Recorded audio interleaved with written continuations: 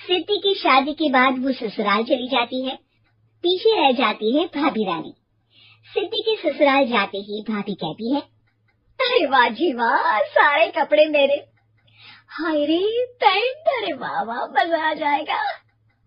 अरे ये सिद्धि की अलमारी के सामने खड़े होकर क्या बड़बड़ा रही है?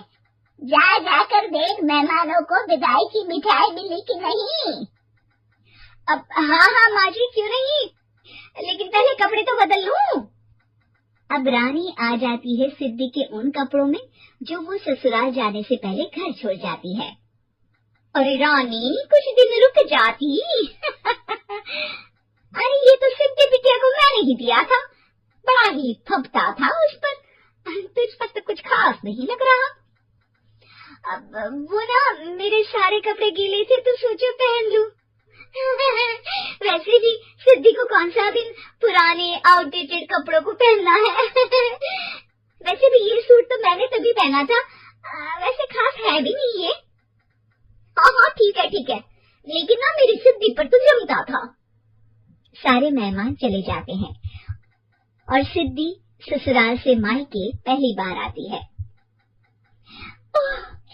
अपना घर, अपना कमरा, अपनी अलमारी। ये बोलकर जैसे ही सिद्धि अलमारी खोलती है तो सामने उसके कपड़ों की जगह कुछ और ही रखा होता है। माँ, ओ माँ, जरा कमरे में तो आना। सास और रानी वहां पहुंच जाते हैं। रानी ने पहनी होती है सिद्धि की जींस और टी शर्ट। अरे भाभी, ये क्या? ये तो मेरी बड़ी ही महंगी टी शर्ट है, इसे आपने घर में क्यों पहनी है? अरे बहुत मिलती है दीदी ये चौक की मार्केट में, 150 में। ओ भाभी प्लीज, ये एरोपोस्टल है, 2000 की एक टी शर्ट।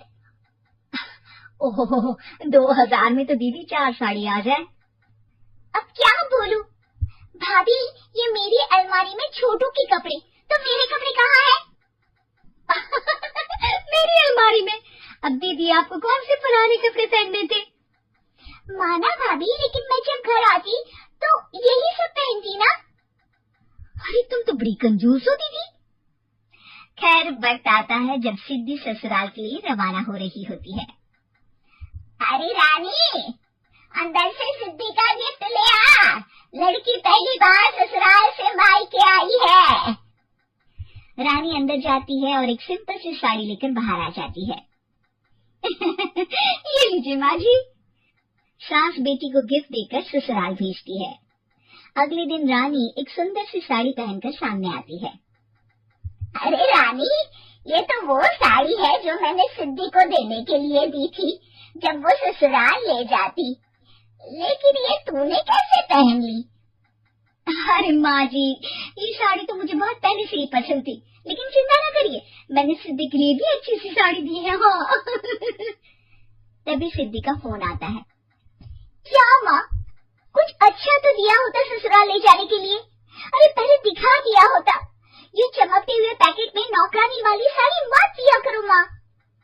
अरे बेटे, वो तेरी भाभी ने ना गलती से उससे पैकेट बदल गया। हाँ, मैं कल ही तेरे भाई के हाथ से तेरा वाला पैकेट भेज दूंगी। अरे रहने दो माँ, आई एम श्योर भाभी ने अभी वही साड़ी पहनी होगी जो तुमने मेरे लिए रखी थी। तुम तो समझ नहीं पाई उनको। खैर छोड़ो, मैं ज्यादा बोलती अच्छी नहीं लगती, रहने दो, आपको उन्हीं के साथ रहना है, फिर बात करेंगे। सास को रानी पर गुस्सा आ जाता है। वो उसके कमरे में जाती है जहाँ वो शादी का एल्बम देख रही होती है। रानी, मार्केट जाकर एक ऐसी ही साड़ी लेकर आ, कल प्रतीक जाकर सिद्धि के घर दे आएगा। अरे क्यों माँ जी, कितनी साड़ी देनी है दीदी को? यहाँ कोई सेल लगी है क्या? अरे चुप कर, मेरे बेटी के हिस्से की साड़ी खुद पहन ली, अब ज्यादा ज्ञान बांट रही है। एक दिन सिद्धि का फोन आता है। माँ, मेरी सास ने आप सबको खाने पर बुलाया है। सारे लोग सिद्धि के ससुराल पहुँचते हैं। खाना खाकर वो लोग निकल रहे होते हैं कि सिद्धि की सास सभी को गिफ्ट देती है। अरे बहन जी, बेटी के घर का खाना खा लिया, यही बहुत है, जो आप ऊपर से गिफ्ट भी दे रही है। अरे बहन जी, आप भी कहाँ इन बातों पर विश्वास कर रही हैं। सास सभी को गिफ्ट देती है, लेकिन रानी को जो साड़ी देती है वो अजीब सी हरे रंग की, लाल रंग के बड़ी छाप वाली होती है। अरे छी, ये कौन पहनेगा? सासू माँ को तो जरी वाली इतनी सुंदर, और मेरे लिए ये नौकरानी वाली। अरे भाभी, दरअसल मैं जब भी घर आती थी आप वापसी में ऐसे ही साड़ी देती थी ना, तो माँ ने सोचा कि आपको आपकी पसंद की ही साड़ी क्यों ना दी जाए। बेचारी रानी, बोलती भी तो क्या। सिद्धि और सास रानी का चेहरा देखकर हंसने लगती है। तो रानी समझ जाती है कि अपने ही बिछाए जाल में वो फंस चुकी है।